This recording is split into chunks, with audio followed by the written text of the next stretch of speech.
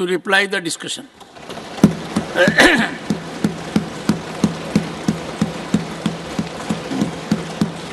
सभापति महोदय, आज मैं राज्यसभा में भारतीय न्याय संहिता विधेयक 2023, भारतीय नागरिक सुरक्षा संहिता विधेयक 2023 और भारतीय साक्ष्य विधेयक 2023 इसको लेकर सदन के सदस्यों का अनुमोदन प्राप्त करने के लिए आपके समक्ष उपस्थित हुआ हूं।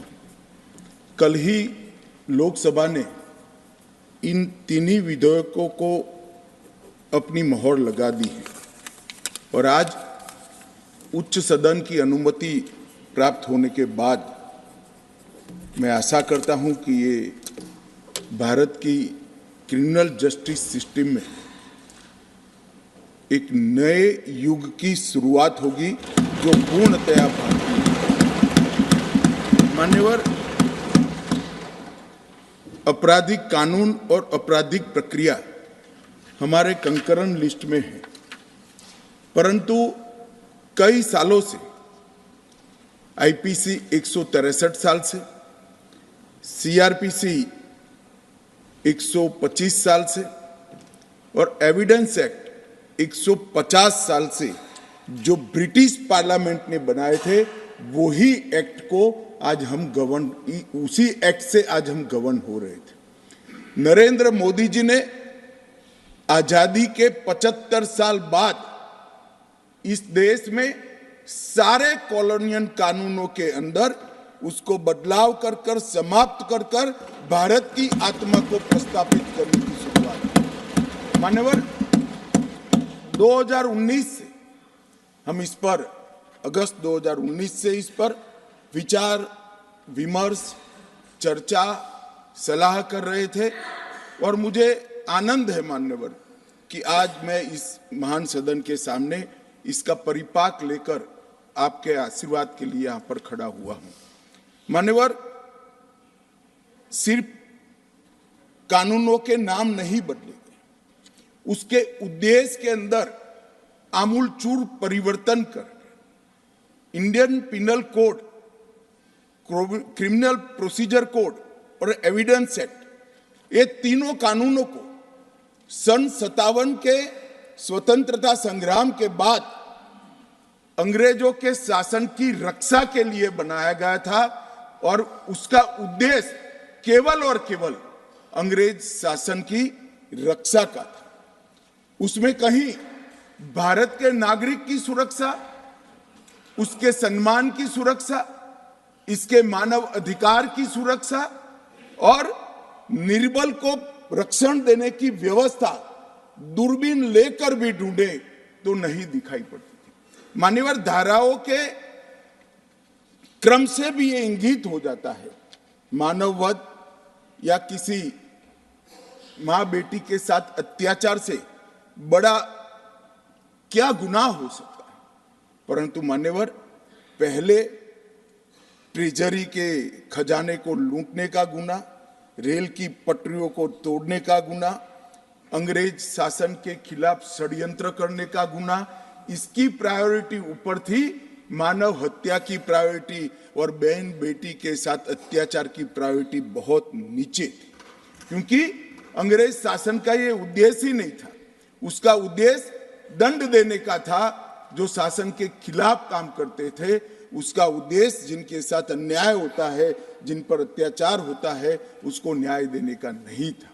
आज मैं जो 3 बिल लेकर आपके सामने उपस्थित हुआ हूं मान्यवर, ये तीनों बिलों का उद्देश्य दंड देने का नहीं है, न्याय देने का है। न्याय का विचार, हमारे भारतीय विचार में न्याय एक प्रकार से अम्ब्रेला टर्म, न्याय शब्द में गुनाह करने वाला और विक्टिम, जिसको गुनाह के कारण भुगतना पड़ा है, दोनों को समाहित कर एक संपूर्ण कल्पना न्याय की करी है। और ये नए कानूनों को मेरा सभी सदस्यों को अनुरोध है, आप ध्यान से पढ़ोगे तो भारतीय दर्शन के न्याय को हमने इसके अंदर स्थान दिया है। हमारे संविधान निर्माताओं ने भी राजनीतिक न्याय, आर्थिक न्याय और सामाजिक न्याय को बरकरार रखने की संविधान की गारंटी हमारे 140 करोड़ के देश को दी है। इसको भी परिपूर्ति करने का इस तीनों बिल के अंदर प्रयास किया गया है। ये कानूनों की आत्मा मान्यवर भारतीय है और पहली बार क्रिमिनल जस्टिस सिस्टम में भारत द्वारा भारत के लिए और भारतीय संसद से बनाए गए कानूनों से अब हमारी क्रिमिनल जस्टिस सिस्टम गवर्न होगी। इसका मुझे बहुत गौरव है मान्यवर। भारतीय न्याय संहिता के खंड 2 में डेफिनेशन दी है। डेफिनेशन के अंदर भी हमारी पौराणिक न्याय की जो कल्पना है, मैं मानता हूं समग्र विश्व के न्याय के जितने भी दर्शन है उसमें वो सबसे उदार चरित कल्पना है। वो उदार चरित कल्पना के आधार पर हमने सभी व्याख्याओं को लिया है। Gender, act, omission, movable property, ये सारी व्याख्याओं को हमारे यहाँ 10,000 से लेकर 5,000 साल पहले इस पर विचार भी हुआ है, उसको रेखांकित भी किया गया है। और आज मुझे लगता है जब ये एक्ट बनाने के लिए विचार विमर्श होता था, ढेर सारे लोगों से मैंने विचार विमर्श किया था। उस वक्त लैटिन कंसेप्ट को भी मैंने देखा है, रोमन कंसेप्ट को भी देखा है, आयरिश कंसेप्ट को भी देखा है और भारतीय न्याय के मूल विचारों को भी पढ़ा है मान्यवर। मैं निश्चित रूप से मानता हूं कि भारतीय हमारे पुराणों में, हमारे साहित्यों में जो न्याय की कल्पना है, विश्व की सारी न्याय की कल्पनाओं में सबसे उदार चरित और सबसे महान, ये कल्पना के आधार पर हमने यहाँ पर इसको लिया है। सिर्फ इसकी भारतीयता पर हमने आग्रह किया इतना नहीं है, हमने इसको, मैं आज विश्वास के साथ कह रहा हूं मान्यवर, जब इसका पूरा इम्प्लीमेंटेशन हो जाएगा तब एफआईआर से लेकर जजमेंट तक की पूरी प्रक्रिया ऑनलाइन हो जाएगी और टेक्निक का सबसे ज्यादा उपयोग अगर कोई एक देश की क्रिमिनल जस्टिस सिस्टम के अंदर होगा तो वो भारत की क्रिमिनल जस्टिस सिस्टम होगा मान्यवर। 0 एफआईआर, ई एफआईआर और लगभग 2027 तक देश भर के सभी केस के रिकॉर्ड को डिजिटाइज करने का प्रावधान भी हमने किया है मान्यवर। कई लोग बाहर सवाल करते हैं, यहां तो बैठे नहीं है, यहां बैठकर पूछते तो मैं जवाब भी देता, मगर मैं तो बाहर भी सुनकर आता हूं और मानता हूं कि मेरा दायित्व है कि सार्वजनिक रूप से पूछे गए सवालों का जवाब देना चाहिए। वो कहते हैं कि नए कानून की जरूरत क्या है, उनको स्वराज का मतलब ही मालूम नहीं है। स्वराज का मतलब स्वशासन से नहीं होता है। स्व शब्द सिर्फ शासन से जुड़ा हुआ नहीं है। स्वराज मतलब स्वधर्म को आगे बढ़ाए वो स्वराज है, स्व भाषा को आगे बढ़ाए वो स्वराज है, स्व संस्कृति को आगे बढ़ाए वो स्वराज है और वो स्व शासन को जो प्रस्तापित करे वो स्वराज है। गांधी जी ने शासन परिवर्तन की लड़ाई नहीं लड़ी थी, गांधी जी ने स्वराज की लड़ाई लड़ी थी और आज तक आप 75 साल में से करीब 60 साल तक सत्ता में बैठे स्व को जागरूक करने का काम नहीं किया। 2014 से नरेंद्र मोदी जी ने इस देश की महान आत्मा को, स्व को जागरूक करने का काम किया है और वो ही आज भारत के उत्थान का कारण बना है मान्यवर। लोकतंत्र में बैलेंस ऑफ वर्क की एक टर्म्स को बहुत महत्व दिया जाता है। आपराधिक न्याय प्रणाली जो अभी हमारे देश के अंदर काम कर रही है उसमें ये बैलेंस बिगड़ गया था और हमने इसके अंदर बैलेंस ऑफ वर्क का बहुत बारीकी से ध्यान रखा है। अगर मैनेजमेंट के विद्यार्थी इसको बारीकी से देखेंगे, मैनेजमेंट के विज्ञान के हिसाब से देखेंगे तो उनको मालूम पड़ेगा कि बैलेंस ऑफ वर्क को कितना फाइन ट्यून कर ये कानून के अंदर हमने प्रस्तावित करने का प्रयास किया है। और मान्यवर, मैं आपको और आपके माध्यम से सदन को और सदन के माध्यम से पूरे देश की जनता को विश्वास दिलाना चाहता हूं, इस कानून का संपूर्ण इम्प्लीमेंटेशन होने के बाद तारीख पे तारीख का जमाना जाएगा। 3 साल में किसी भी विक्टिम को न्याय मिल जाए, ऐसी न्याय प्रणाली इस देश के अंदर प्रस्तापित होगी। मान्यवर, ये लोग जो पूछते हैं क्या होगा इस कानून से, मैं आज उनको बताना चाहता हूं मान्यवर, आज इस कानून को इस सदन के आशीर्वाद प्राप्त होने के बाद हमारी आपराधिक न्याय प्रणाली, क्रिमिनल जस्टिस सिस्टम 19वीं सदी से निकलकर 2 सदियों का फासला काटकर 21वीं सदी में सीधी प्रवेश करेगी। मान्यवर, क्या होगा इस कानून से? मूल भारतीय परंपरा की न्याय की अवधारणा को समग्र विश्व को हम परिचय करा पाएंगे और इसके सुफल इस देश की जनता चख पाएगी। क्या होगा इससे? जो पूछते हैं मैं उनको कहना चाहता हूं, विश्व की सबसे आधुनिक और वैज्ञानिक न्याय प्रणाली का भारत की 140 करोड़ की जनता के लिए उपस्थित है। क्या होगा इस कानून से? जो पूछते हैं उनको मैं बताना चाहता हूं कि आज जो विद्यमान है वो सारी तकनीक और आने वाले 100 साल तक जो तकनीक आगे बढ़ सकती है, वो सारी तकनीक को सिर्फ रूल्स में परिवर्तन कर कर समाहित किया जाए, इतनी दूरदृष्टि के साथ तकनीक को इस कानून के अंदर समाहित किया गया। जो पूछते हैं क्या होगा इस कानून से, मैं उनको कहना चाहता हूं कि 7 साल से ज्यादा सजा है वो सभी घृणित अपराधों के लिए हमने फोरेंसिक साइंस लेबोरेटरी की विजिट को कंपलसरी किया है, जिससे कन्विक्शन रेशियो के अंदर बढ़ावा होगा। ये जो पूछते हैं क्या होगा इस कानून से, इनको मैं कहना चाहता हूं, अंग्रेज चले गए, पूरे देश में 4 प्रकार की न्याय प्रणाली चलती थी। आज कश्मीर से कन्याकुमारी और द्वारका से लेकर कामाख्या तक इस कानून के आने के बाद एक ही प्रकार की न्याय प्रणाली का चलेगी। मान्यवर, ये पूछते हैं क्या होगा, मैं इनको बताना चाहता हूं, महिलाओं के अधिकारों की रक्षा की बात थी, वो आप विदेश से आए हुए कंसेप्ट और एनजीओ को थोपे गए विचारों से करते थे। हम मातृशक्ति के सम्मान के लिए परंपरागत हमारा जो सम्मान है, वो सम्मान को इस कानून के अंदर कानून का स्वरूप देने में सफल हुए, मैं बताना चाहता हूं। मान्यवर, तो पूछते हैं क्या होगा इस कानून से?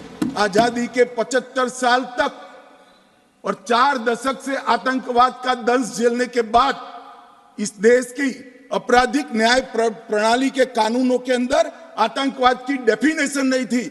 नरेंद्र मोदी जी ने जीरो टॉलरेंस टुवर्ड आतंकवाद का परिचय कराते हुए टेररिज्म की डेफिनेशन को इसके अंदर शामिल किया है। मान्यवर, जो पूछते हैं इस कानून से क्या होगा, मैं उनको बताना चाहता हूं कि इस कानून से राज्यद्रोह अब देशद्रोह के अंदर बदल गया है। राज्य के शासन की रक्षा के लिए एक जमाना था जब ब्रिटिश ताज का इस देश के अंदर शासन था। मान्यवर, रानी के खिलाफ कोई आवाज नहीं कर सकता, फांसी पे चढ़ा दिए जाए। महात्मा गांधी हो, तिलक महाराज हो, वीर सावरकर हो, वो राजद्रोह के कानून में कई साल जेल में रखे और आपने भी इसका उपयोग बखूबी किया। इमरजेंसी के अंदर ढेर सारे लोगों को जेल में डाल दिया, ढेर सारे विपक्ष के नेताओं। मान्यवर, हमने राजद्रोह के अंग्रेजी कंसेप्ट को समाप्त कर दिया है। शासन के खिलाफ कोई भी बोल सकता है इस देश के अंदर। अब वाणी स्वतंत्रता का अधिकार भी है और लोकतंत्र है, मगर देश के खिलाफ आप नहीं बोल सकते हो। देश के खिलाफ बोलोगे, देश के खिलाफ कुछ करोगे, देश के हितों को नुकसान करोगे तो कठोर से कठोर दंड का प्रावधान इस कानून के अंदर है। व्यक्ति और देश के बीच में क्या अंतर होता है? डेमोक्रेसी का जो मूल विचार है, लोकतंत्र का जो विचार है, देश महान होता है, व्यक्ति महान नहीं होता है। मान्यवर, इसको इस कानून के माध्यम से हम ला रहे हैं। वो पूछ रहे हैं क्या होगा इस कानून से? संगठित अपराध, इस देश में ढेर सारे संगठित अपराध शुरू हो गए। 1 राज्य, 2 राज्य, 3 राज्य, 4 राज्य के गैंग बन गए, संगठित गैंग बनकर अपराध करते थे। अपराध करने वालों को पकड़ते थे वो तो उसका हाथ था मान्यवर, दिमाग कहीं और बैठा होता था। इसको 120B की एक निर्बल धारा से कानून के शिकंजे में लाते थे। अब संगठित अपराध के लिए हमने एक नई अवधारणा, नई व्याख्या जोड़कर संगठित अपराध पर नकेल कसने का काम इस कानून के माध्यम से। जो पूछते हैं क्या होगा इस कानून से, इनको मैं कहना चाहता हूं, जो लिबरलाइजेशन की बात करते हैं, छोटे से गुनाह के लिए जेल में डालने का जो कंसेप्ट था अंग्रेजों का, गलती होती है मान्यवर। पहली बार कोई गलती करता है, दूसरी बार गलती करता है, जानबूझकर नहीं किया है फिर भी गुनाह होता है। ऐसे लोगों के लिए जेल में पहुंचाने की जगह पछतावे के लिए कम्युनिटी सर्विस का प्रोविजन हमें इस कानून के अंदर, जो कहते हैं क्या होगा, जल्दी न्याय मिलेगा। गरीब आदमी के लिए न्याय महंगा नहीं, टेक्नोलॉजी का उपयोग कर और पुलिस, वकील और कोर्ट तीनों को लिए समय मर्यादा बनाकर हमने जल्दी न्याय की प्रक्रिया को आगे बढ़ा है। अब तारीख पे तारीख नहीं होगी, 3 साल के अंदर फैसला हाथ में। जो कहते हैं क्या हुआ है, कई बार भ्रष्टाचार से कोई जजमेंट इधर उधर आ जाता है, गलती से आता है, इसकी अपील का निर्णय कौन करता है मान्यवर? अपील जिसने प्रोसिक्यूशन का जो वकील है वो ही करता है। हमने इसमें डायरेक्टर ऑफ प्रोसिक्यूशन के अस्तित्व को कंपलसरी कर दिया है, जो पहले एडवाइजर था, और हर जिले में एक डायरेक्टर प्रोसिक्यूशन रहेगा जो पूरी प्रोसिक्यूशन की प्रक्रिया से अलग रहकर ये अपील योग्य केस है या नहीं है इसका निर्णय करेगा। इससे सबको मालूम पड़ेगा। और अंत में जो कह रहे हैं इससे क्या होगा, मैं इनको कहना चाहता हूं, ब्रिटिश संसद ने बनाए हुए कानूनों को समाप्त कर मोदी जी ने भारतीय संसद की गौरव को बढ़ाया है। आज पूरा देश एक कानून पारित होने के बाद हमारी संसद के बनाए हुए कानून के आधार पर मान्यवर एक गौरव का अनुभव वो नहीं कर सकते। मैं समझ रहा हूं नहीं कर सकते। जिनका दृष्टिकोण भारतीय है वो समझ सकता है कितने बड़े गौरव की बात है, मगर इटालियन चश्मा जिन्होंने पहना है वो इसको नहीं समझ सकते। वो अपेक्षा भी देश की जनता को उनसे नहीं है। मान्यवर, भारतीय नागरिक सुरक्षा संहिता में ढेर सारे बदलाव किए हैं, बहुत सारे सदस्यों ने कहा है, मैं बोलना नहीं चाहता। भारतीय न्याय संहिता ने भी सुरक्षा संहिता में 9 नए सेक्शन, 39 नए सब सेक्शन जोड़े हैं, 44 नए स्पष्टीकरण और व्याख्याएं जोड़ी है, 35 सेक्शन में टाइमलाइन डाली है और 14 धाराओं को हमने निरस्त किया है। मान्यवर, इसी तरह से भारतीय न्याय संहिता में भी अब 21 नए अपराधों को जोड़ा गया है, जिसमें एक अपराध मॉब लिंचिंग का है। हम पर आरोप करते थे कि आप मॉब लिंचिंग को प्रोटेक्ट करते हो, आपने तो कभी कानून बनाया नहीं, मगर हमने कानून बना दिया। मानव वध से बड़ा कोई गुनाह नहीं हो सकता और इसको कठोरता के साथ मान्यवर 21 नए अपराधों को जोड़ा गया है, 41 अपराधों में सजा के बढ़ाया गया है, 82 अपराधों में जुर्माना बढ़ाया गया है, 25 अपराधों में न्यूनतम सजा की शुरुआत की है, 6 अपराधों में सामूहिक सेवा को दंड के रूप में स्वीकार किया गया है और 19 धाराओं को निरस्त कर दिया गया है। इसी तरह से भारतीय साक्ष्य अधिनियम के अंदर भी हमने 170 धाराएं अब होगी, 24 धाराओं में बदलाव किया है, 2 नई धाराएं और 6 उपधाराएं जोड़ी हैं और 6 धाराओं को निरस्त किया है। मान्यवर, लोकतांत्रिक प्रक्रिया के लिए सारे लोग बोलते हैं, मैं उनको बताना चाहता हूं कि 2019 से इस कानून को बनाने की हमने शुरुआत की और एक बहुत बड़ा प्रयास हमने किया है, धैर्यपूर्वक प्रयास किया है। मैं बाद में इस पर आता हूं, मगर आज जो कह रहे हैं कि क्यों ला रहे हो, मैं तो आपको भी कहना चाहता हूं, ये वो है नहीं, मगर मुझे भरोसा है वो सुनेंगे जरूर, क्योंकि मैं उनको जवाब दे रहा हूं मान्यवर, इसलिए वो नहीं है तो भी जवाब देता हूं। आपकी फितरत है, चुनाव घोषणा पत्र को घोषणा पत्र मानते हैं। भारतीय जनता पार्टी चुनाव घोषणा पत्र नहीं कहती है, संकल्प पत्र कहती है और संकल्प सिद्ध करती है। आपका इतिहास है बोलकर भूल जाना, हमारा इतिहास है जो मोदी जी कहते हैं वो करते हैं। मान्यवर, मैं आज कहता हूं कि हमने कहा था कि टेररिज्म के प्रति जीरो टॉलरेंस की नीति को लाएंगे, और आज 3 हॉटस्पॉट कश्मीर, वामपंथी उग्रवाद और नॉर्थ ईस्ट के अंदर हिंसक घटनाओं में 63% की कमी हुई है, 73% मृत्यु में कमी हुई। और आज आतंकवाद को डेफिनेशन को इसके अंदर जोड़कर इस गति को हम और बढ़ाएंगे, क्योंकि हमने संकल्प लिया था कि इस देश को टेररिज्म के दंश से मुक्त कराना है, इसलिए हमें लेकर आए हैं। मित्रों, मान्यवर, हमने कहा था कि हम अयोध्या में राम मंदिर बनाएंगे, हमने संकल्प लिया। कहते थे कांग्रेस के अध्यक्ष उस वक्त कहते थे कि मंदिर वहीं बनाएंगे मगर तारीख नहीं बताएंगे।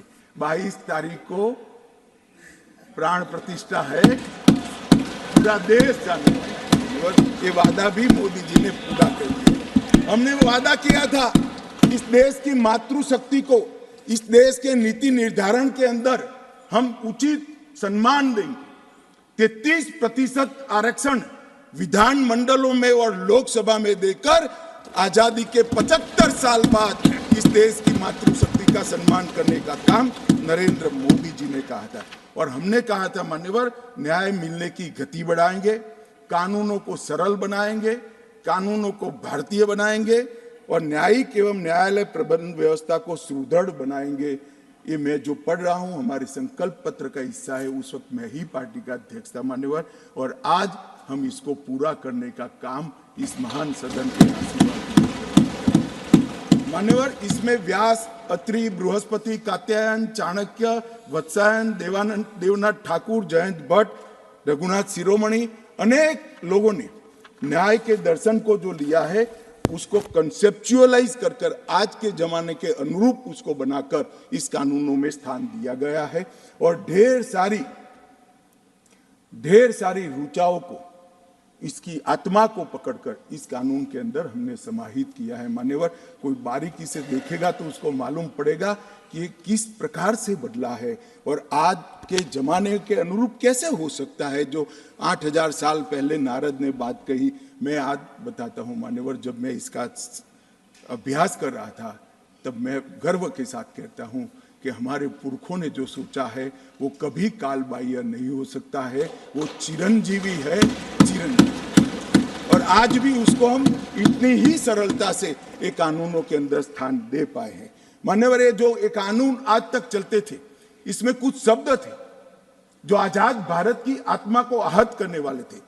यूनाइटेड किंगडम की संसद, प्रांतीय अधिवेशन, क्राउन के प्रतिनिधि, London gazette, jury, United Kingdom of Great Britain and Ireland, her majesty सरकार, लंदन गजेट की द्वारा निहित की गई प्रक्रियाएं, ब्रिटिश क्राउन का अपमान, इंग्लैंड के न्यायालय की परंपरा और हर मैजेस्टी रोमिनियन और बैरिस्टर शब्द का भी उल्लेख था मान्यवर। ये सारा 75 साल तक इस देश की क्रिमिनल जस्टिस सिस्टम में चला गया। कांग्रेसियों की नजर नहीं पड़ी। मोदी जी को इस देश की जनता ने 14 में देश का प्रधानमंत्री बनने का मौका दिया और 19 से 24 पूरी चर्चा होकर मैं आज कह सकता हूं ये तीनों कानून, उनकी आत्मा भी भारतीय है, उनका शरीर भी भारतीय है और उसकी सोच भी भारतीय है मान्यवर। संपूर्ण भारतीय कानूनों को लेकर मैं आज इस सदन के सामने मान्यवर हमने ढेर सारा परामर्श किया है। 2019 में सितंबर से इसकी हमने प्रक्रिया चालू की। सभी राज्यपालों, मुख्यमंत्रियों, उपराज्यपालों और प्रशासकों को मैंने पत्र लिखा। 2020 में मुख्य न्यायाधीश, सभी हाईकोर्टों के और सर्वोच्च अदालत के उनको पत्र लिखा। बार काउंसिल और विश्वविद्यालयों को पत्र लिखा। 21 में मैंने सभी दोनों सदन के माननीय संसद सदस्यों को पत्र लिखा। BPRND ने 2020 में देश के सभी IPS अफसरों को पत्र लिखा। 2020 में गृह मंत्रालय ने सभी डिस्ट्रिक्ट कलेक्टर को पत्र लिखा, क्योंकि डिस्ट्रिक्ट कलेक्टर भी क्रिमिनल जस्टिस सिस्टम का एक बहुत बड़ा हिस्सा है। 2020 में ये सभी कानूनों को समाहित करने का काम शुरू किया और 20 से 23 तक इसको सोचते आज जो विचारों का परिपाक है इसको लेकर मान्य और मैं आपके सामने आया हूं। 18 राज्य, 6 संघ राज्य, सुप्रीम कोर्ट, 16 हाई कोर्ट, 5 न्यायिक एकेडमीज, 22 विश्वविद्यालय, 42 संसद और 135 आईपीएस अफसरों के लगभग 4200 सुझावों को एनालिसिस कर एक कानून बनाया गया है। मैं नहीं मानता कोई कानून इतनी विस्तृत कंसल्टेशन की प्रक्रिया से। मान्यवर, इसके बाद ये जब कानून बना तब मैंने खुद 158 बैठकों के अंदर बारीकी से पुराने कानून और नए कानून दोनों को पढ़ा है। मान्यवर, इसके बाद हमने गृह विभाग की स्टैंडिंग कमेटी को सौंपा। इसी सदन से सम्मानीय सदस्य हमारे पूर्व डीजी साहब है, उन्होंने बहुत अच्छा काम किया। सभी सदस्यों ने जो विचार दिए, जो सुझाव दिए थे, मैं आज सदन को बताना चाहता हूं, इसके 72% सुझावों को हमने स्वीकार कर लिया है। जो नॉन पॉलिटिकल थे और सुझाव स्वीकार नहीं होते। मान्यवर, हमने इसके अंदर एक बहुत बड़ी बात की है, कंप्यूटराइजेशन पर बल दिया है। मैं आज सदन को बताना चाहता हूं, 19 से काम चल रहा है। मान्यवर, देश के 97% पुलिस स्टेशन का कंप्यूटराइजेशन समाप्त हो चुका है और 82% पुलिस स्टेशन का रिकॉर्ड भी डिजिटाइज हो चुका है। ये लोग जो कहते हैं ना, कब होगा कब होगा, प्रधानमंत्री को जानते नहीं। प्रधानमंत्री जो सोचते हैं कानून आने से पहले, उसका पूरा नेटवर्क इंप्लीमेंटेशन का प्रधानमंत्री जी ने बनाकर रखा है। ये ऑनलाइन जुड़ चुके हैं पुलिस। अब 0 एफआईआर और ई-एफआईआर हो पाएगी और एफआईआर का जांच जो होता है उसको भी ऑनलाइन फरियादी को 90 दिन में देना पड़ेगा कि आपकी फरियाद का क्या होगा। माननीय फॉरेंसिक का भी मैं आगे बताता हूं। हमने आईसीजीएस के माध्यम से लगभग 8 करोड़ जितनी एफआईआर का डेटा ऑनलाइन कंप्यूटर में डाल दिया है और ई कोर्ट के प्रोजेक्ट शुरू हो चुके हैं। ई प्रिजन का प्रोजेक्ट शुरू हो चुका है, ई प्रोसिक्यूशन का प्रोजेक्ट शुरू हो चुका है और ई फॉरेंसिक हो चुका है। तो फॉरेंसिक साइंस लेबोरेटरी, प्रोसिक्यूटर की ऑफिस, जेल, कोर्ट और पुलिस थाना और गृह मंत्रालय सभी आज जुड़े हुए हैं। अब इस कानून के इम्प्लीमेंटेशन के अंदर कोई तकलीफ नहीं और इसके इंटर पिलर इंटीग्रेशन के लिए भी ढेर सारे प्रयोग अभी चालू है। लेटेस्ट तकनीक का उपयोग करके इंटर पिलर इंटीग्रेशन भी हम करने जा रहे हैं और अन्य डेटाबेस के साथ भी इसका एकीकरण कर रहे हैं। मान्यवर, नेशनल ऑटोमेटिक फिंगरप्रिंट डेटा वो भी अब एकीकृत हो जाएगा। Investigation tracking system for sexual offence, वो डेटा भी इंटीग्रेट हो जाएगा। National integrated database on arrested narco offender, वो भी इंटीग्रेट हो जाएगा। National database on sexual offender, वो भी इंटीग्रेट हो जाएगा। Crime multi agency centre MAC, वो भी इंटीग्रेट हो जाएगा। तो सारी आर्थिक गुना की चीजें भी इंटीग्रेट हो जाएगी। इंटीग्रेटेड मॉनिटरिंग ऑफ टेररिज्म मॉट, वो भी इंटीग्रेट हो जाएगा। National database of human trafficking offender, वो भी इंटीग्रेट हो जाएगा। ट्रैक चाइल्ड, वो भी इंटीग्रेट हो जाएगा। इमिग्रेशन वीजा और foreign registration tracking system IVFRT, वो भी इंटीग्रेट हो जाएगी। वाहन, सारथी और देश भर के सारे सीसीटीवी कैमरा चाहे कहीं पर भी लगे हो, वो भी इसके साथ इंटीग्रेट हो जाएगा। और इसमें से मैं बड़े गौरव के साथ बताना चाहता हूं मान्यवर, 82% काम बिल पारित होने के पहले समाप्त कर दिया गया है और बाकी 18% है, वो भी 1 साल में हम समाप्त। जो लोग कहते हैं कब आएगा भाई, ये कांग्रेस की सरकार नहीं है, आप समझ नहीं रहे हो। ये भारतीय जनता पार्टी की नरेंद्र मोदी सरकार है जो साइमल्टेनियस काम करती है, प्लानिंग के साथ काम करती है, नतीजे लाती है। मान्यवर, ये पूछते हैं, इनको मैं कहना चाहता हूं। मान्यवर, जैसा मैंने बताया, डायरेक्टर ऑफ प्रोसिक्यूशन इसके पूरी अवधारणा को डिटेल कानूनी जामा पहनाने का काम किया है। पुलिस की अकाउंटेबिलिटी को भी हमने फिक्स किया है। ढेर सारे हेबियस, मान्यवर आप तो अधिवक्ता रहे हैं, ढेर सारे हेबियस की अर्जियां आती है हाई कोर्ट के सामने, हमें मालूम नहीं है, पुलिस उठाकर ले गई है, हमारे व्यक्ति को वापस लाई है, गुम हो गया है। अब हर थाने में एक ई रजिस्टर और कागजी रजिस्टर रखना पड़ेगा, कितने लोग हिरासत में है वो प्रदर्शित करना पड़ेगा, जिससे किसी को हेबियस की अर्जी करनी ही न पड़े। हमने पुलिस की रिस्पॉन्सिबिलिटी, मान्यवर 3 वर्ष से कम कारावास के मामले में हमने 60 साल के ऊपर के व्यक्ति को और महिलाओं को अरेस्ट करने के नियम भी बहुत पुख्ता करे हैं, जिससे इनके साथ इनकी उम्र का और महिलाओं का सम्मान का विचार किया जाए और इसके आधार ही इनकी पूछताछ की जाए। मान्यवर विक्टिम को आज तक एफआईआर की निःशुल्क कॉपी की व्यवस्था नहीं थी, हमने कर दी है। विक्टिम को 90 दिन में जांच की प्रगति के बारे में कहा जाएगा। पीड़ितों को पुलिस की रिपोर्ट, एफआईआर और गवाह के बयान ऑनलाइन कंपलसरी भेजने का प्रोविजन किया है और जांच और मुकदमे के विविध चरणों को भी ऑनलाइन पीड़ित को बताना। और एक कानून मान्यवर विक्टिम सेंट्रिक कानून बना है। पहले के कानून में जो अपराध करता है उसको दंड देने का उद्देश्य था, इस कानून का उद्देश्य जो विक्टिम है उसको न्याय देने का, उसके आत्मसम्मान को, उसकी गरिमा को पुनः प्रस्तावित करने का। ये बहुत मूलभूत अंतर इस कानून के हैं। इसके अंदर उसको पार्टिसिपेशन का अधिकार रखा है। मान्यवर पहले आप जानते हो पब्लिक प्रोसिक्यूटर ही आर्ग्यू कर सकता था, अब विक्टिम का वकील भी आर्ग्यू कर पाएगा। इंफॉर्मेशन का अधिकार भी हमने दिया है।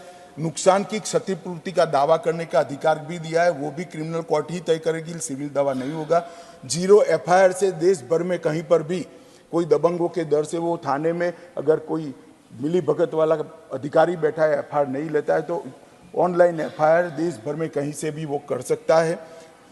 सीआरपीसी की धारा 321 में एक कमी थी, विक्टिम की बात सुनने की अनुमति नहीं थी, अब उसको सुना जाएगा। एक प्रति निःशुल्क दे दी जाएगी और जब किसी के यहाँ भी जब्ती होगी तो कंपलसरी इसकी वीडियोग्राफी की गई है, जिससे पुलिस कोई चीज कहाँ रख, पंचों की उपस्थिति में वीडियोग्राफी होगी जो सर्टिफाइड होगी, जिससे कोई किसी के घर पर कोई चीज रखकर परेशान किसी भी नागरिक को होना न पड़े। मान्यवर ढेर सारे छिद्र जो थे जो उसको बंद करने का काम नरेंद्र मोदी सरकार ने किया है, जो बिल लेकर आया हूँ। मान्यवर बहुत सारे सदस्यों ने बहुत कुछ कहा है, मैं ज़्यादा विषय पर बात करना नहीं चाहता हूँ, मगर मैं कुछ चीज़ जरूर बताना चाहूँगा। मान्यवर हमने, जैसा मैंने पहले कहा, मानवीय अधिकारों को हमने, हमारे संविधान ने व्यक्ति का स्वातंत्र्य, सुरक्षा और उसके ह्यूमन राइट को प्रायोरिटी दी है, इसी के आधार पर हमने करा है। बलात्कार पहले 375 और 76 में था, अब शुरू में डेफिनेशन वगैरह की बातें आती है, धारा 60 से आपराधिक अपराधों का वर्णन होता है। 63 नंबर बलात्कार को दिया गया है, सबसे पहला स्थान महिला के साथ अत्याचार। गैंग रेप को हमने धारा 70 में डाला है, बच्चों के खिलाफ अपराध को भी इसी के आसपास डाला है। मर्डर जो पहले 303 था, महिला और बच्चों के साथ अपराध के बाद सीधा मानव वध को लेकर 101 नंबर की धारा 300 की जगह अब होगी। किडनैपिंग की धारा को भी आगे बढ़ाया है और हमने व्यक्ति का और विशेषकर महिला और बच्चों का गौरव प्रस्थापित करने का काम किया है। ये कांग्रेस पार्टी को मैं बचपन से ही मालूम नहीं क्या था, कुछ संस्कार होगा, कांग्रेस का विरोधी रहा। मेरी आइडियोलॉजी में जुड़ने से पहले भी कांग्रेस मुझे पसंद नहीं आती थी, कुछ नहीं मालूम था मान्यवर, तब से मैं विरोधी रहा। मगर मैं बारीकी से उनको देखता हूं, जब जब वो सत्ता पर आते थे 124A मतलब राजद्रोह का बड़े मौत से उपयोग करते थे, और जब सत्ता के बाहर जाते थे तो कहते थे कि 124 है तो कॉलोनियल कानून है, इसको निरस्त कर दो। मगर फिर सत्ता पर आते थे तो 124 का उपयोग करते थे। इन्होंने राजद्रोह को कभी समाप्त करना नहीं चाहा। भारतीय जनता पार्टी और नरेंद्र मोदी सरकार जिस देश के कानून से राजद्रोह को हमेशा के लिए मान्यवर शासन के खिलाफ बोलने का अधिकार हमारा संविधान का मूल अधिकार है। व्यक्ति के खिलाफ आप कुछ भी बोल सकते हो, कोई गुनाह नहीं होगा, आप बोलिए। बदनिक्सी का प्रावधान है, जिसको जानना चाहिए वो कोर्ट में जाए, मगर आपराधिक न्याय प्रणाली आपको झेलनी नहीं पड़ेगी। परंतु जिस धारा के तहत बाल गंगाधर तिलक, महात्मा गांधी और वीर सावरकर जेल में गए, मुझे आनंद है मान्यवर, आज वो धारा यहां से समाप्त हो रही है। मान्यवर, इसके साथ ये कहते हैं कि आपने अलग तरीके से राजद्रोह को देशद्रोह बनाकर लाए। मैं सभी सदस्यों को विनंती करता हूं कि मेरी बात आप ध्यान से सुनिएगा मान्यवर।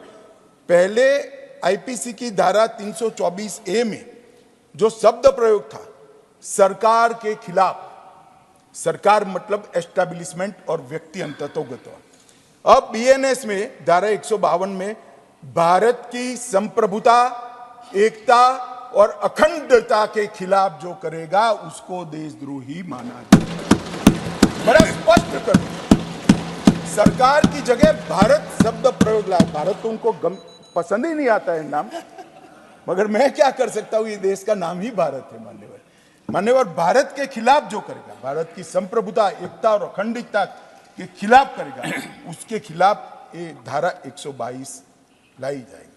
आईपीसी में उद्देश्य और प्रयोजन की बात नहीं थी, आशय और प्रयोजन की बात नहीं थी। देशद्रोह की डेफिनेशन में आशय की बात कर हमने एक और उसको बचने का मौका दिया है। आईपीसी में जो डेफिनेशन थी उसमें घृणा और अवमानना था, जिससे राजद्रोह का अपराध हो सकता। रानी के खिलाफ अवमानना नहीं कर सकते, रानी के खिलाफ नहीं बोल सकते, रानी को घृणा नहीं बोल सकते। अब हमने क्या शब्द डाले हैं, घृणा और अवमानना हटाकर सशस्त्र विद्रोह, विध्वंसक गतिविधियां, अलगाववादी गतिविधियां और देश के अर्थतंत्र को नुकसान पहुंचाना, ये सारे उद्देश्य जो है शुद्ध रूप से भारत को सुरक्षित करने के लिए है, किसी व्यक्ति या शासन को सुरक्षित करने के लिए है। मगर मुझे मालूम है मैं उनको नहीं समझा पाऊंगा, क्योंकि वो समझना ही नहीं चाहिए। उनका तो इच्छा था कि वो मूल स्वरूप में चालू रहे और कभी अगर हमारा नंबर लग जाए तो इसका उपयोग करेंगे, मगर लंबे समय तक आपका नंबर नहीं लगने वाला है। अब मान्यवर, महिलाओं और बच्चों के प्रति जो अपराध है उसके लिए भी हमने ढेर सारे नए कठोर कानून बने हैं। इसका फाइन ट्यूनिंग इसके साथ लिया है। नाबालिग महिलाओं की व्याख्या में 18 साल के बाद वो कम आयु की महिला डाल दिया है, जो पहले 15 साल था। वयस्क महिला के गैंग रेप को भी आजीवन कारावास का प्रावधान किया है। 18 वर्ष की कम उम्र की महिला के साथ बलात्कार के लिए हमने फांसी की सजा की है। नाबालिग महिलाओं के साथ सामूहिक बलात्कार के लिए भी फांसी की सजा की है। और धोखे से यौन संबंध बनाने या विवाह करने के व्यक्तियों को लिए भी कठोर दंड का हमने ग्रहण किया गया है।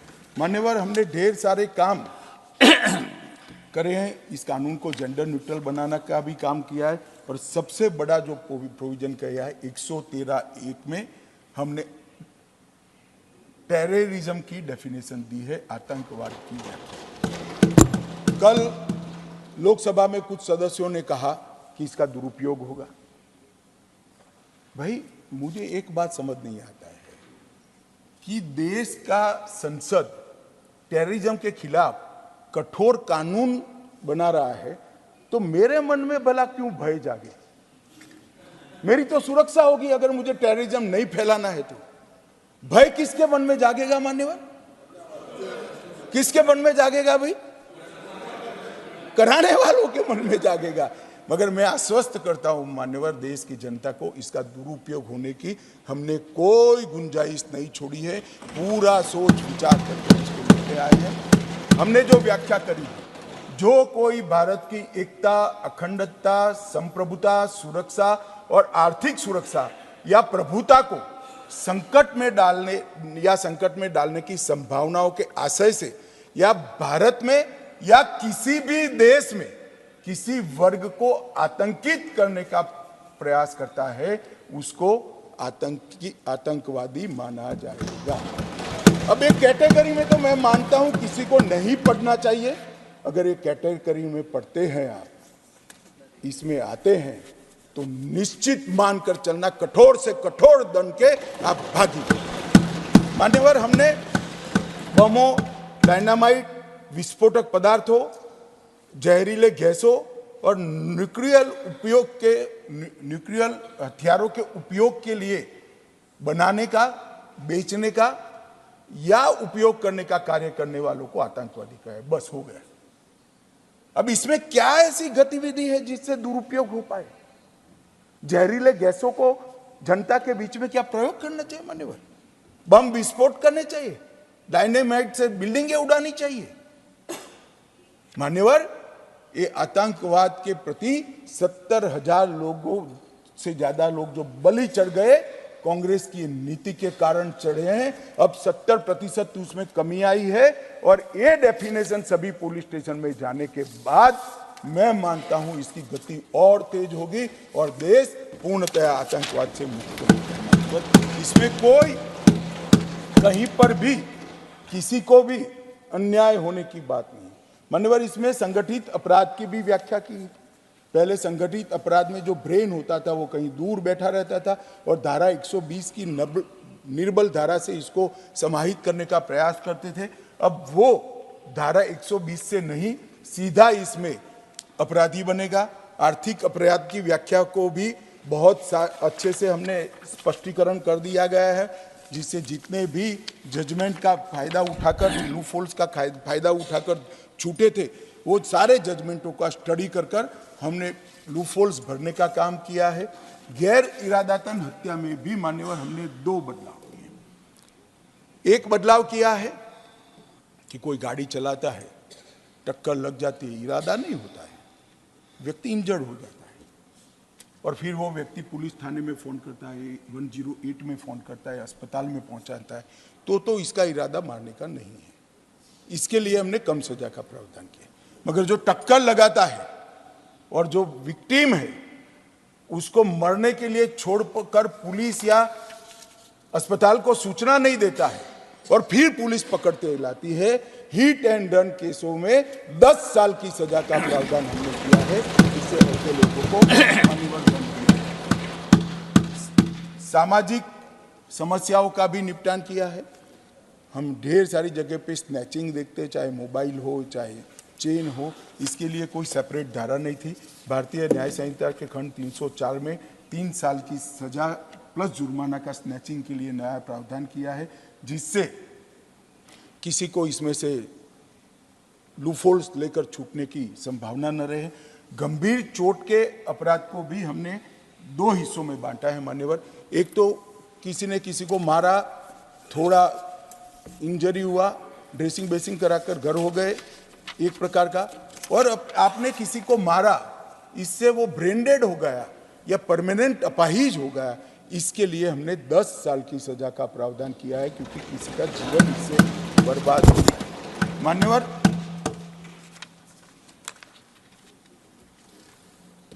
हमने मॉब लिंचिंग को भी भारतीय न्याय संहिता में जगह दी है। हम पर बहुत आरोप लगते थे, मगर मैं आज बताना चाहता हूं, सबसे कम मॉब लिंचिंग आज़ादी के बाद कभी हुए हैं तो नरेंद्र मोदी जी के 9.5 साल। फिर भी मॉब लिंचिंग घृणित अपराध है, इस पर रोक लगनी चाहिए। इसके लिए हमने मृत्युदंड तक की सजा का प्रावधान किया। माननीय, हमारी क्रिमिनल जस्टिस सिस्टम में सबसे बड़ा लूपहोल्स है तो देरी है। हमारा मूल दर्शन बताता है न्याय के लिए, समय पर जो न्याय मिलता है वो ही न्याय है, और उचित समय पर न मिले हुए न्याय से बड़ा कोई अन्याय नहीं होता है। इसको ध्यान में रखते हुए हमने पुलिस, वकील और कोर्ट तीनों को समय के साथ बांधने का प्रयास किया है। आप तो अधिवक्ता हो मान्यवर, कुछ चीजें आपको भी पसंद नहीं आएगी, परंतु ये जरूरी था, क्योंकि सालों सालों तक किसी को न्याय न मिले। तो हमने किया है, पुलिस द्वारा दंडिक कार्यवाही का अभी कोई समय निर्धारित नहीं था। एप्लीकेशन करने के बाद 3 दिनों के अंदर ही एफआईआर को रजिस्टर्ड करना ही पड़ेगा। ये हमने 3 से 7 साल के जो गंभीर मामले हैं, इसमें फरियाद सच है या झूठ, उसकी 7 दिन में जांच करने के बाद उसको आपको एफआईआर में 7 दिन के अंदर ही कन्वर्ट करना पड़ेगा। और 14 दिन में एक बार सभी पुलिस थानों द्वारा नॉन कॉग्निजेबल केस की डेली डायरी रिपोर्ट मैजिस्ट्रेट को फॉरवर्ड करनी पड़ेगी। वो आप पुलिस का रिकॉर्ड नहीं रहेगा, कोर्ट का रिकॉर्ड रहेगा, जिससे पीछे से कोई इसके अंदर छेड़खानी न कर पाएगा। जांच का रिपोर्ट जो भेजना है उसमें पहले था भेजना है, समय मर्यादा नहीं थी। अब हमने कहा है कि जांच का रिपोर्ट 24 घंटे में और तलाशी का रिपोर्ट तुरंत ज्यादा से ज्यादा 24 घंटे में कोर्ट के सामने रखना पड़ेगा। उस पर आप बैठ नहीं सकते हो, पीछे से कुछ डाल नहीं सकते हो। मेडिकल प्रैक्टिशनर द्वारा चिकित्सा जांच, पहले उसका कोई समय निर्धारित नहीं था, अब हमने समय निर्धारित कर दिया है कि 7 दिन के अंदर मेडिकल प्रैक्टिशनर ने चिकित्सा जांच का रिपोर्ट कोर्ट के सामने रखना पड़ेगा।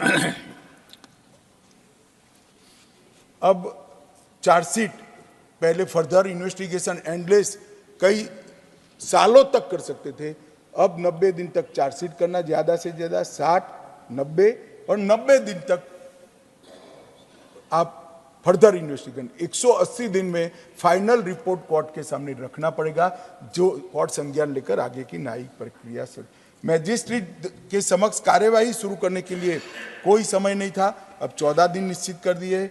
मैजिस्ट्रेट द्वारा चार्ज फ्रेम करने के लिए कोई समय नहीं था, अब 60 दिन निश्चित कर दिए। आरोपी द्वारा आरोप मुक्त होने के लिए अर्जी का एप्लीकेशन कोई कमिटल से 60 दिन के अंदर करना पड़ेगा, एक साथ करना पड़ेगा। बाद में पहले 35 आरोपी एक के बाद एक करते थे और 10 साल तक केस चलते रहते थे। प्ली बार्गेनिंग, आरोप तय करने से 30 दिन के अंदर ही प्ली बार्गेनिंग की अर्जी करते हो, जजमेंट के वक्त नहीं कर सकते हो आप। मान्यवर, फिर ट्रायल की प्रक्रिया में दस्तावेजों की प्रक्रिया 30 दिन के भीतर पूरी करनी पड़ेगी। और एक बहुत महत्वपूर्ण योगदान प्रोविजन हमने किया है, ट्रायल इन एब्सेंशिया।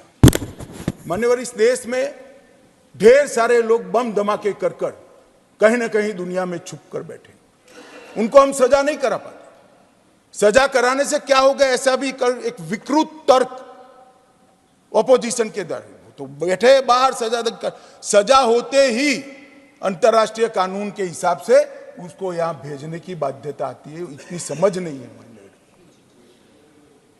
और मैं अलग दृष्टिकोण से सोचने वाला व्यक्ति हूं। अगर मुंबई धमाके में 300 लोगों को मारकर कोई कहीं जाकर छुप कर बैठा है, जब भारत की कोर्ट उसको फांसी की सजा इसके एब्सेंस में सुनाती है, तो आगे करने वालों के जहन में भय का निर्माण होता है। जो आगे हजारों करोड़ों रुपया देश का लूट कर जो विदेश में बैठ गए हैं, उनकी अनुपस्थिति में अब ट्रायल हो पाएगी, सजा भी हो पाएगी। और अगर इसके सामने आपको अपील करनी है तो यहां आइए, सरेंडर करिए भारत के न्याय के सामने और फिर अपील करिए। मैं मानता हूं ये बड़ा युग परिवर्तनकारी फैसला हमने किया है।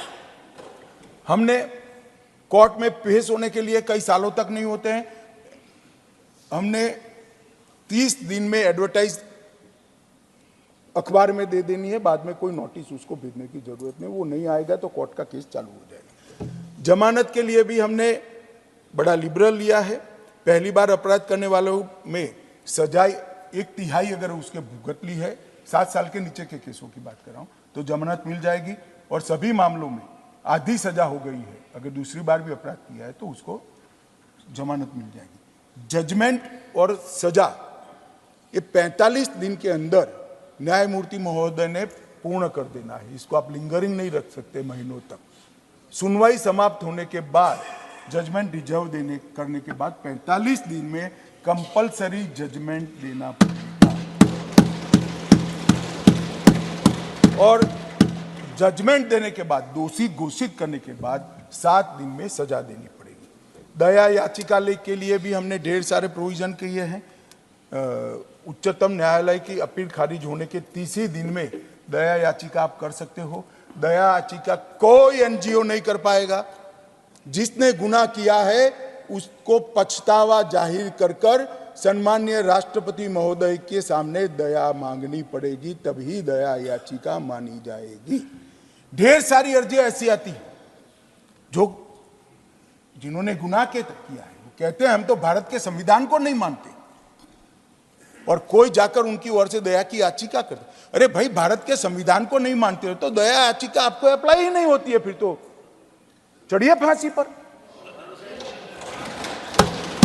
जिसके अंदर पछतावा नहीं है इसको दया याचिका का अधिकार नहीं है। मान्यवर, इसके लिए भी हमने समय मर्यादा भी निर्धारित की है। महिलाओं के प्रति जो अपराध है इसके लिए EFIR से मैं मानता हूं ढेर सारी माताओं बहनों जो शर्म के मारे पुलिस थाने में नहीं जाती है, वो अपने घर से या किसी के भी मोबाइल से इसका अप्रोच कर सकती हैं। उनको बड़ा फायदा होगा। उनके जवाब लेने के लिए, उनको उपस्थित होने के लिए भी महिलाओं की गरिमा का सम्मान इसमें लिया गया है। मान्यवर, हमने टेक्नोलॉजी को भी बहुत बढ़ावा दिया है। मान्यवर, मैं आपको बताना चाहता हूं, क्राइम सीन, इन्वेस्टिगेशन और ट्रायल, ये तीनों चरण में टेक्नोलॉजी को हमने कंपलसरी भी किया है और कानूनी जामा भी पहना है। इससे पुलिस जांच में पारदर्शिता और जवाबदेही निश्चित होगी, सबूतों की गुणवत्ता में सुधार होगा, विक्टिम और अपराधी दोनों के अधिकारों की रक्षा होगी। क्रिमिनल जस्टिस सिस्टम को आधुनिक बनाने के लिए इसमें बहुत प्रयास किया गया। FIR से केस डायरी से चार्जशीट और चार्जशीट से जजमेंट तक सारी प्रक्रिया को डिजिटाइज करने का काम हमने कानून के माध्यम से, और इसके लिए बहुत सारे सवाल उठा रहे हैं, कुछ तो अच्छे मन से भी उठा रहे हैं, तैयारी नहीं होगी तो क्या होगा। इसके अंदर हमने प्रोविजन लिया है कि राज्य सरकार किसी एक पुलिस स्टेशन को डिजिटाइज घोषित कर सकती है, किसी SP के सारे थानों को डिजिटाइज घोषित कर सकती है, किसी रेंज के सारे थानों को डिजिटाइज घोषित कर सकती है, किसी जिले को कर सकती है, किसी शहर को कर सकती है, और अंततोगत्वा सब हो जाए तब राज्य को करेगी। तो जैसे जैसे डिजिटाइजेशन का काम समाप्त होता जाएगा, नोटिफिकेशन निकलते जाएंगे और इसका अमल शुरू हो जाएगा। माननीय, और मैं आशा करता हूं कि 2024 के चुनाव के पहले चंडीगढ़ UT को हम इस कानून के हिसाब से संपूर्ण डिजिटाइज करने का काम मान्यवर, सभी पुलिस थानों और न्यायालयों में एक एड्रेस होगा, ईमेल एड्रेस रजिस्टर होगा, फोन नंबर और बाकी सारी चीजों का डेटा रखा जाएगा, और SMS भेजने के बाद SMS खुला है या नहीं खुला है वो भी रजिस्ट्री में ऑटोमेटिक कंफर्म हो जाएगा। इस प्रकार के सॉफ्टवेयर को भी हमने निर्माण कर लिया है, तो किसी को भागने की किसी नौबत आएगी। मान्यवर, ऑडियो वीडियो रिकॉर्डिंग अविलंब मजिस्ट्रेट के सामने उपस्थित करने का प्रावधान किया है। फॉरेंसिक साक्ष्य एकत्रित करने को रिकॉर्डिंग करनी है, वो रिकॉर्डिंग भी तुरंत रखना पड़ेगा, रिपोर्ट बाद में देंगे। और पुलिस जांच के दौरान किसी भी बयान जो रिकॉर्ड किया गया है उसको 24 घंटे में मजिस्ट्रेट के सामने फॉर्म के अंदर रख देना पड़ेगा। मान्यवर, एक हमने करा है कि 7 साल से ज्यादा सजा है, 7 साल या इससे ज्यादा, वो सभी अपराधों में फॉरेंसिक टीम की विजिट को कंपल्सरी कर रहे हैं। इसके लिए ढेर सारा मैन पावर चाहिए। कल लोकसभा में एक सदस्य ने सवाल उठाया, बात तो सही थी, मगर इस पर काम हमने कब से शुरू कर दिया है। 2020 में फॉरेंसिक साइंस यूनिवर्सिटी बनाई और अब 9 राज्यों में इसकी ब्रांच बन गई है, और अगले साल से हर साल 35,000 फॉरेंसिक साइंटिफिक ऑफिसर हर साल वहां से ग्रेजुएट होते हैं। और मोबाइल फॉरेंसिक साइंस लैब के जाले बुने हैं। और मैं आज एक डेटा आपके माध्यम से इस देश की जनता के सामने रखना चाहता हूं। मान्यवर, जो लोग निर्दोष छूट गए उसमें से 32% लोग सबूतों के अभाव में निर्दोष छूटे हैं। जहां कोर्ट ने कहा है कि prima facie case is there, परंतु सजा कराने के लिए हमारे पास पर्याप्त सबूत नहीं है।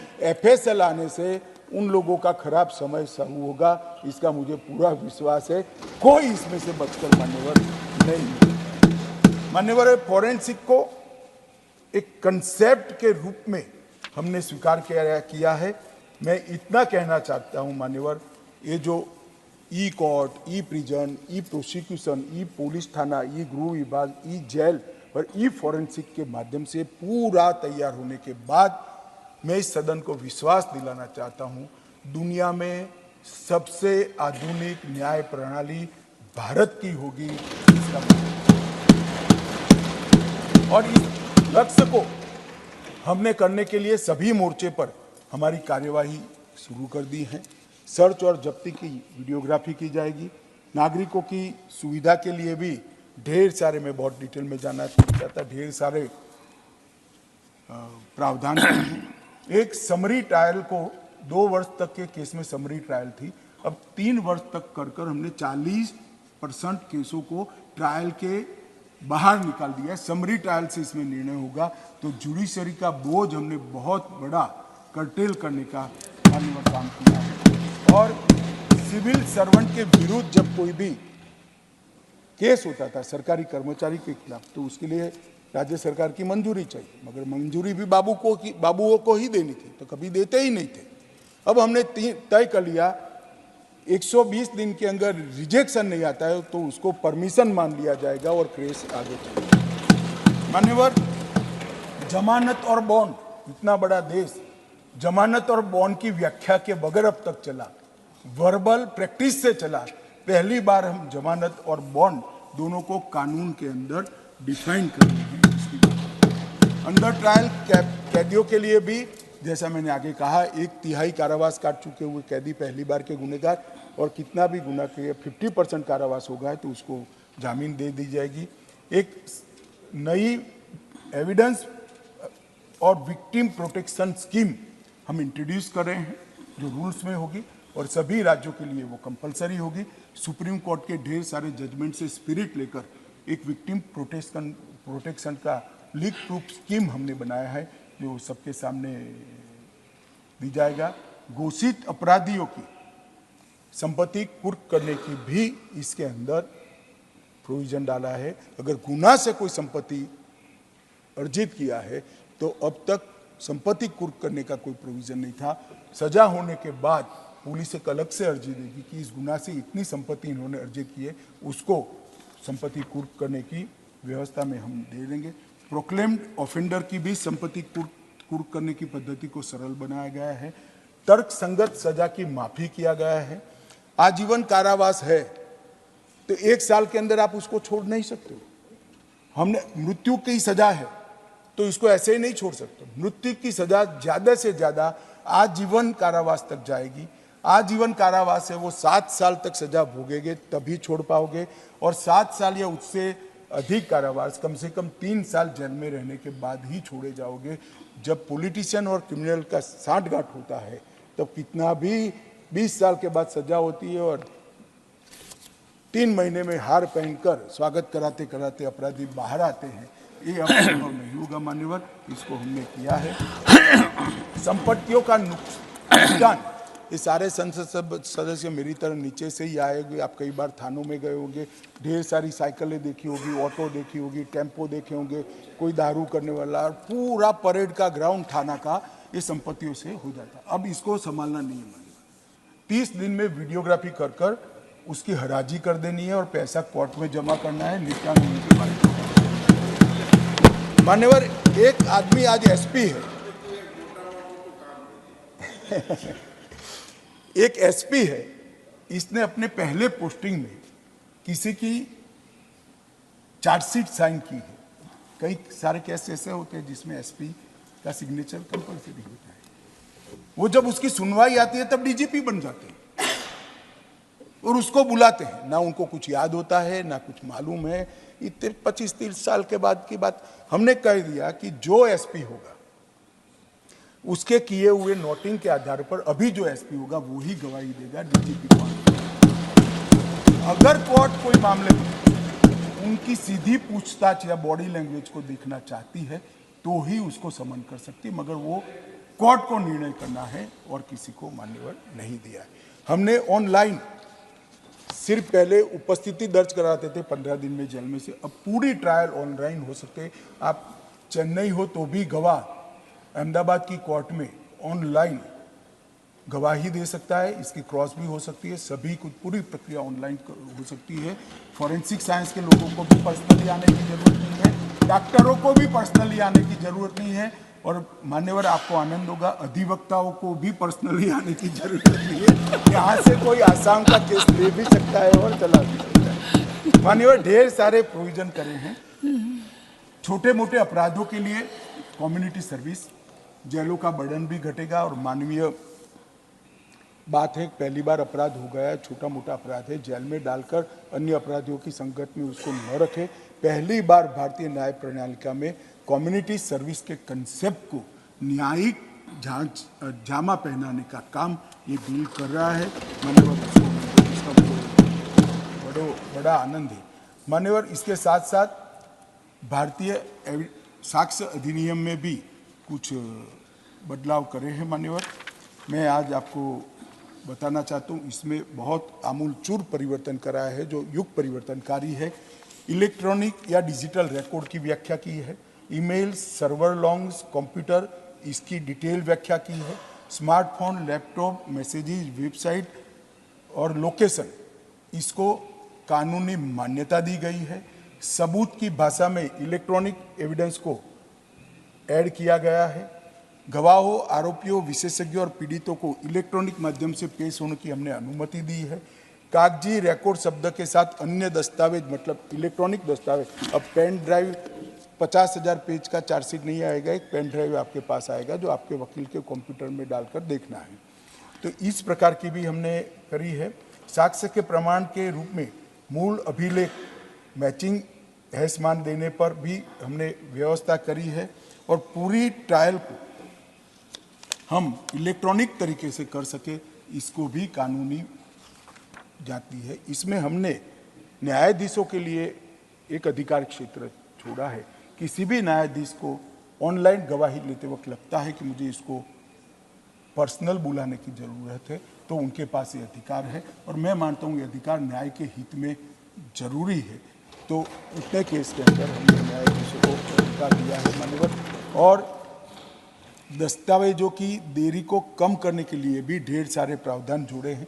मेल पर मेडिकल रिपोर्ट आएगी, एफएसएल की रिपोर्ट मेल पर आएगी, थाने में जाती है एफएसएल की रिपोर्ट मिली भगत से सालों तक कोर्ट में थाने से नहीं पहुंचती है, अब कंपलसरी कर दिया। मेडिकल रिपोर्ट थाने में भेजोगे, कॉपी एक रजिस्ट्रार को कोर्ट के भेजोगे तो उसी दिन कोर्ट में चली जाएगी, तो थानेदार भी समझ जाएगा वहां पहुंची गई तो वो भी रख देगा मान्यवर।